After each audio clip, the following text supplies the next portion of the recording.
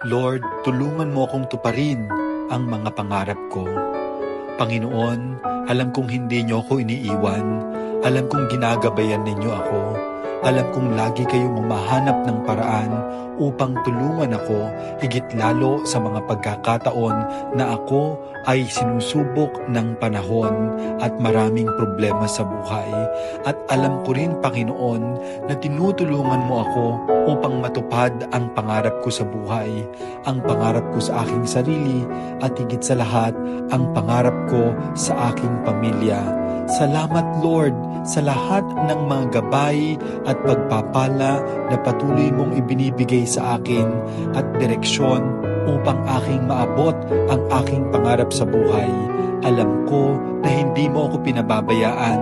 Alam ko na lagi mo akong ginagabayan. At alam ko na lagi kang nandyan upang ako ay tulungan at samahan. Amen.